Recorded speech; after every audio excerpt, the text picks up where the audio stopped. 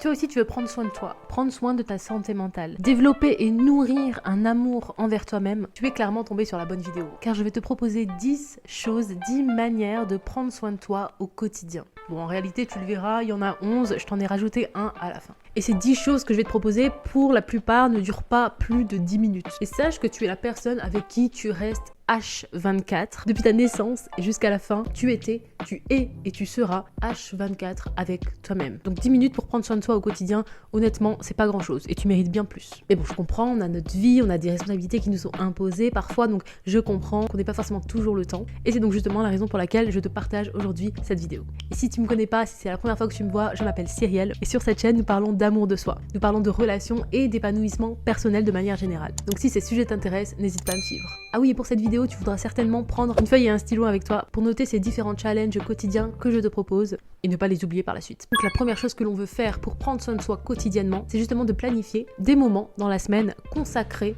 à ce temps pour soi, à soi, pour prendre soin de soi. Donc je vais te demander de choisir pour cette semaine et pour la semaine prochaine, d'ailleurs pour toutes les semaines suivantes, 3 moments que tu vas te réserver à toi, que tu vas te consacrer à toi et à ton bien-être. Le travail nous est imposé tous les jours, ok? La majorité du temps, on n'est pas forcément là à kiffer notre life, tu vois. On va plus être au travail, aux études, à l'école. Et pourtant, la santé mentale est aussi à prioriser. Car mine de rien, s'il n'y a pas la santé, il n'y a pas le travail non plus. Et on veut être bien aussi au travail. On veut se sentir bien la majorité de la semaine. Et donc pour ces 3 moments que tu vas fixer dans ton agenda, ils peuvent durer 5 minutes. Ils peuvent durer 10 minutes, ils peuvent durer 30 minutes, même 1 heure, ok? C'est toi qui vois. Mais rien que 5 minutes sur une journée de 24 heures pour se concentrer à soi, on le fait pas forcément. Donc c'est déjà ça de prix, ok? Et on tient à garder ces moments. L'école, le travail nous est imposé, c'est-à-dire qu'on a des horaires fixes ou pas qui nous sont imposés et on réfléchit pas en fait si on a envie d'y aller ou pas. On n'a peut-être pas forcément envie parfois. Pourtant, c'est pas une question de se dire ok, est-ce que j'y vais, est-ce que j'y vais pas, tu vois.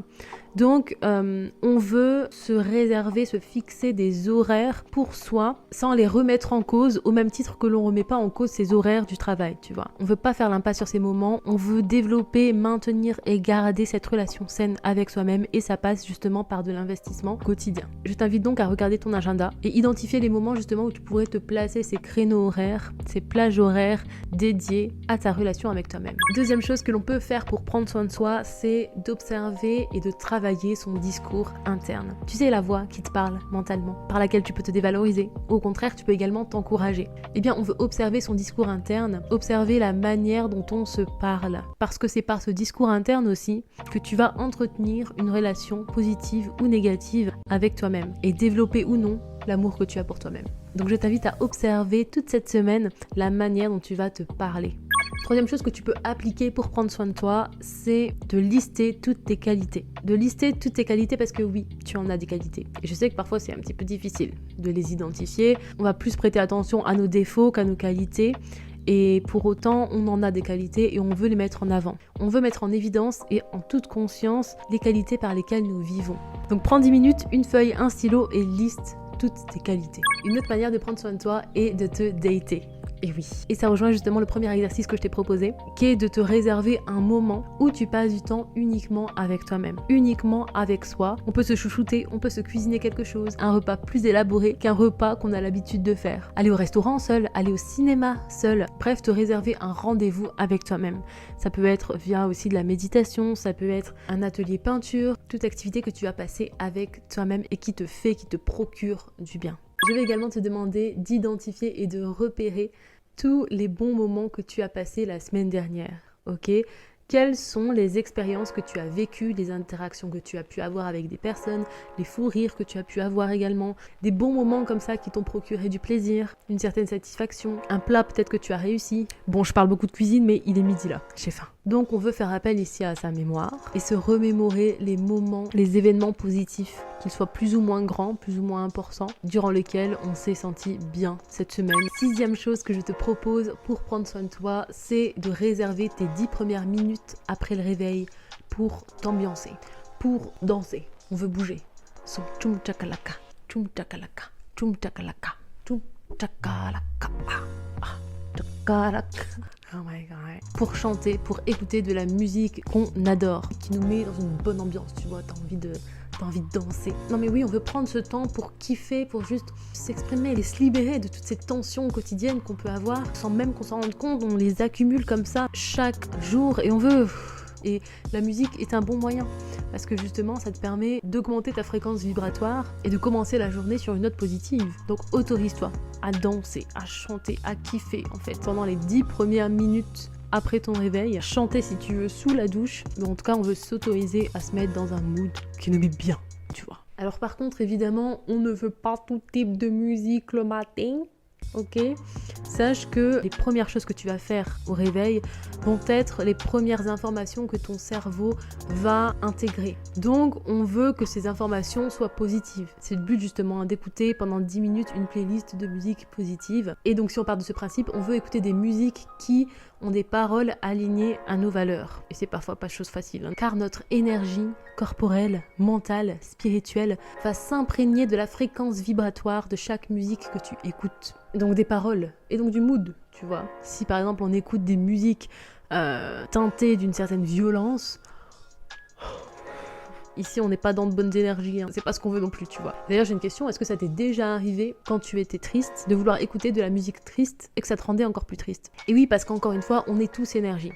Tu es énergie et la musique que tu écoutes est énergie également. Donc ton énergie va s'imprégner de l'énergie que tu reçois, que tu entends, qui est dans ton environnement et elles vont se mélanger. Donc on a tout intérêt à mélanger notre énergie avec une énergie positive. N'hésite pas à me dire dans les commentaires quelle est ta musique préférée du moment. La musique qui t'ambiance, tu vois. La musique qui te booste. Autre chose que je te propose de faire pour prendre soin de toi, c'est de lister tes réussites de vie. Que ce soit des diplômes que tu as pu acquérir, bon évidemment le terme réussite dépend de chacun, hein, bien sûr. Et le diplôme en soi n'est pas forcément qui est égal à la réussite. Mais tout le chemin que tu as traversé justement pour obtenir ce diplôme, peut-être que tu le considères davantage comme une réussite. Bref, quelles sont tes réussites à toi? Une certaine indépendance, qu'elle soit financière ou qu'elle soit personnelle. Est-ce que tu es une personne autonome? Quel objectif tu as pu réaliser? Que ça soit un objectif que tu perçois comme étant petit ou pas. Peut-être que c'est justement, et je sais, je vais encore parler de nourriture, une recette que tu as réussi. Bref, quelles sont les choses que tu considères comme étant des réussites dans ta vie? Et pour le challenge qui suit, je vais d'abord te poser une question. Est-ce que tu as l'habitude de te comparer aux autres? Que ce soit des personnes de ta classe, que ce soit tes collègues, que ce soit des membres de ta famille, ou peut-être même te comparer à des créateurs de contenu. Est-ce que tu as l'habitude de te comparer aux autres? Sache d'abord que c'est ok de se comparer, d'accord? C'est humain et on ne veut pas ne plus se comparer. C'est pas ce qu'on veut faire et c'est pas ce que je vais te demander de faire. Mais quand cette comparaison est très présente et est négative, parce que oui, la comparaison peut être positive, eh bien ça peut nous bouffer quoi, et ça peut nous mettre dans un mood vraiment négatif quoi. Et on veut pas ça. On ne veut pas ça. Ça peut induire un sentiment d'infériorité, tu vois. On prête trop d'attention à ce qui nous différencie de cette personne, mais on prend pas assez en compte les similitudes, tu vois. Parce que, encore une fois, si je me compare à l'autre personne et que je me différencie en mode « Ah, elle est comme ça, elle est trop belle, elle a ça, etc., etc. » on va se placer en dessous. Et si, au contraire, on prête attention justement à ce qui nous lie à l'autre personne, on va davantage se sentir rapproché de cette personne et on va moins se considérer comme étant inférieur à cette personne. Et c'est ce que l'on veut, ok? On veut se sentir comme étant au même niveau que chaque personne, ok? Parce que peu importe la personne avec qui tu te compares, peu importe le métier, peu importe l'âge, peu importe le genre, ok? Tu es sur le même pied d'égalité que cette personne. Donc je vais te demander d'identifier les similitudes que tu as avec l'autre personne, d'accord? On ne veut pas se différencier et créer un fossé entre nous. On veut au contraire s'unir et prêter également attention à ce qui nous lie en tant qu'être humain. 7e chose que je te propose pour prendre soin de toi, c'est de passer du temps en nature. Mais pas uniquement de marcher en nature, pas uniquement de marcher dans un parc, sur la plage ou dans la rue ou que sais-je. Je vais te demander de te reconnecter à tes sensations, à tes sens en fait. Parce que en se reconnectant à ces sensations, à ces ressentis, on prend également indirectement soin de soi. Le but encore une fois est de maintenir ce lien que l'on a avec nous-mêmes. Ok, et ça peut se faire de différentes manières. Et donc je vais te demander de te connecter à tes sensations, par exemple en fermant les yeux et en ressentant tout ce qui se passe. Le vent qui souffle et qui effleure ta peau, le bruit des feuilles des différents arbres qui s'agitent grâce et par le vent, les odeurs que tu peux sentir, en espérant que ça soit de bonnes odeurs, la température de dehors aussi. Bref, tu as bien compris, on veut se reconnecter à soi en passant par ses sens. Et on veut faire un avec la nature. 10e chose que je te recommande de faire pour prendre soin de toi, et n'oublie pas, il y a une 11e chose que je te propose juste après. Mais donc ici, on veut faire un tri. On veut faire un tri sur les réseaux sociaux. ok? Parce qu'on est influencé sans même que l'on s'en rende compte, par ce que l'on voit, par les informations que notre cerveau intègre par les récepteurs. Donc ce que l'on ressent, ce que l'on voit et également ce que l'on entend. Donc on veut faire un tri, parce qu'on veut faire un ménage. Et j'ai envie de dire, c'est bientôt le printemps, à l'heure où je tourne cette vidéo, nous sommes le 4 mars, donc on est presque au printemps. On fait le ménage chez soi, mais on veut également faire le ménage sur nos réseaux sociaux, dans notre téléphone, ok? On veut trier les personnes que l'on suit, parce que, on va le voir dans un épisode de podcast sur l'influence, on est tous influencés quotidiennement par ce que l'on voit, parce que notre cerveau intègre comme information, et il y a tellement d'informations qui sont diffusées qu'on va les accumuler et qui vont nous influencer d'une certaine manière. Donc on veut s'assurer d'être influencé positivement. Mais donc ça passe par la sélection. Ok? Et je t'invite à te poser cette question, qu'est-ce qui m'inspire dans la vie? De quoi j'aimerais être influencé positivement, qui correspond à mes valeurs et à mes objectifs de vie. On ne veut plus suivre des gens sur les réseaux qui ne nous correspondent plus. Le but, c'est que tu sois en accord avec toi-même. Et donc la dernière chose que je te propose de faire pour prendre soin de toi, c'est de réfléchir à cette question.